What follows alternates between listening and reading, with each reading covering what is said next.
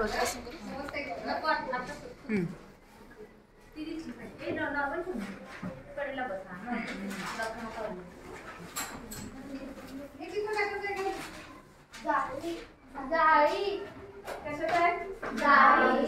समजला आहे मानवाला खाण्यासाठी कशाची गरज असते अन्नाची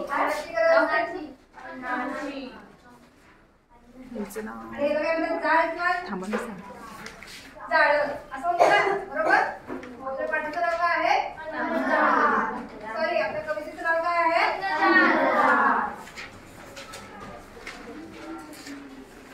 कवितेचं नाव आहे कवी आहे हर्ष सदाशिव परसुरे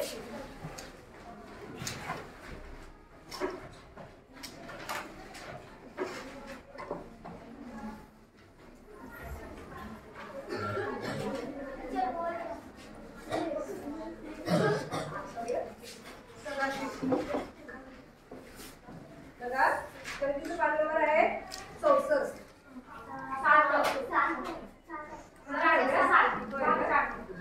हे तुमचं नवीन पुस्तक आहे ना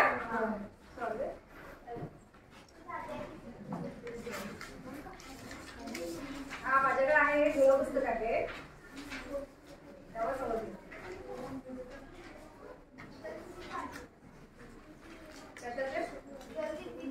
जलदिंडीच्या आधी ना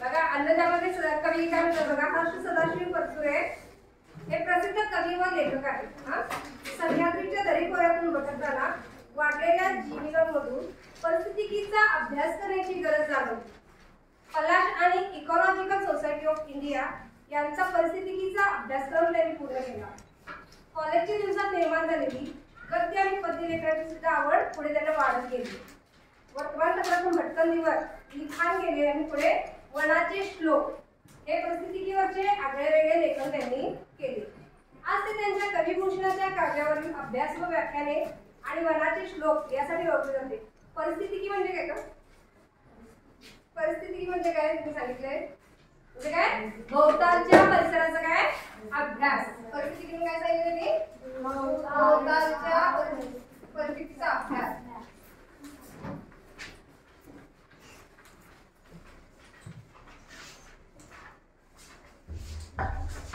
आता बघा पुढे निसर्गातील सर्व सजीव आणि निर्जीव हे काय करतात परस्परांमध्ये संबंधित असतात हा ते एकतर गाढ आणि क्लिष्ट होत जातात गाढ म्हणजे काय घट्ट आणि क्लिष्ट म्हणजे काय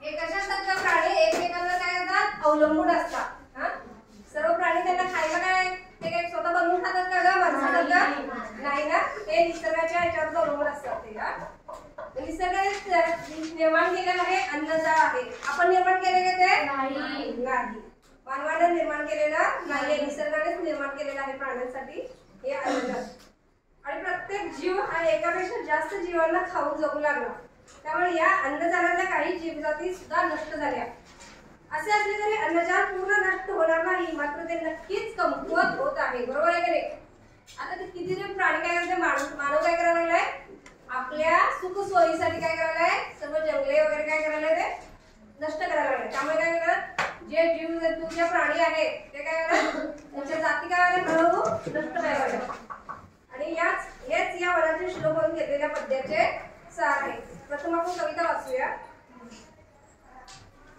सर्वांचं लक्ष असू द्या कडीस जोडून तुझ्या कडीला मनुष्य बलवितीचे साखळीला जरी तोडले त्यात मधल्या कडीला तरी भंगून जाई संपूर्ण मला पहा कसे कोळी विनतात झाडे धाग्यास एका बहु जोडलेले बहुतास त्या जोडलेले कित्येक बिघडते नजरी तुटले अडी एकीच ठाई दुजी प्राणी जात दुजीच तिजी अशी साखळी जर का दुजी जास्त मेली समस्त उभी साखळी होऊन जाय निसर्ग नारायणे देखिले अन विनिले अन्न जालीस पाही जरी प्राणी जात किती लोप द्यारे तरीही टिकोणी महाजाल राही तगडे असे की महाजाल रेते तरीही जानाते क्षीण होते मारीत जाता बहु प्राणी जात टोणी संपेल ते ज्या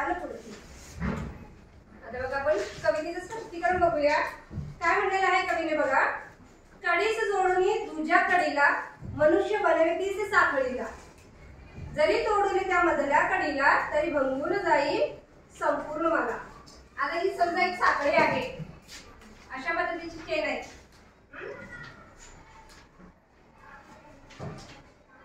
आता ही कशी आहे, एकमेकांना कशी जोडलेली आहे. त्यातली समजा ही मधली साखळी तुटली तर काय होईल? काय तर सगळं नसतं. मधली साखळी तुटली तर काय होणार? सगळं नष्ट होणार. बरोबर, सगळं खाली पडणार आहे. या बॅलन्स पूर्ण सगळं ढासळणार ना. पण त्यामुळे काय कडी काय म्हणते बघा. कडी जोडून दुसऱ्या कडीला, एक कडी ही दुसऱ्या कडीला जोडलेली असते आणि मनुष्य बनवले तेच साखळीला, आणि या साखळीला बनवलेला आहे.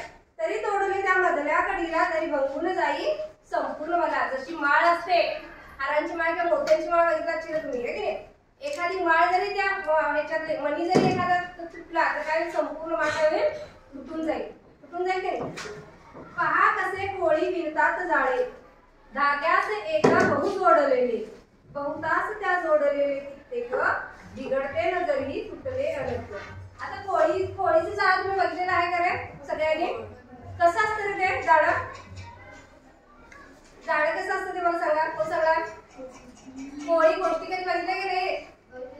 इथे असतं कधी जाळे एका असतात तुमच्यात? आहेत काय? मग तसं जर जोडलेलं जर बघा की त्यामध्ये तसं जोडलेलं आहे, एकमेकांना जोडलेलं आहे की नाही? वेगवेगळे आहेत तिथे धागे, कसं एकमेकांना गुंतलेले आहे, गुंतलेलं आहे की नाही? जर व्यवस्थित निरीक्षण करायचं घरी गेल्यावर. आणि ते काय करते, एकमेकांना जोडलेलं असते. तशा पद्धतीने काय झालेलं असतंय, हे जे प्राणींचं अन्न साखळी आहे हे सुद्धा निसर्गाने केलेलं आहे, एकमेकांशी जोडलेलं आहे. समजा हे गवत आहे, या गवताला एखाद्या सशाने खाल्लं. सशाचं काय आहे? गवत, बरोबर आहे. परत त्याला बेडूक, बेडकाचं काय? साप याला आहे. सापाचं नाव आहे बेडूक. सापाला कोण खाते? बेडूक नाही, साप बेडकाला खातोय, हे लक्षात ठेवा. समजलं काय? आणि सापाला कोण खाते? गरुड. आणि गरुडाला कोण खाते? गरुड एखादा प्राणी पक्षी गेला तर काय मग वाघ किंवा कोल्हे वगैरे खातात त्याला? खातात नाही. अशा प्रकारे त्याची ही साखळी तयार होते. जर यातली एखादी जातच नष्ट झाली तर काय होईल रे? संपूर्ण जातच नष्ट झाली तर काय होईल? आणि अशा प्रकारे काय झालं, या पृथ्वीवर हळूहळू प्राणीजात नष्ट व्हायला लागला. ते कुणामुळे नष्ट व्हायला लागले? मानवामुळे. मानव काय झाले आजकाल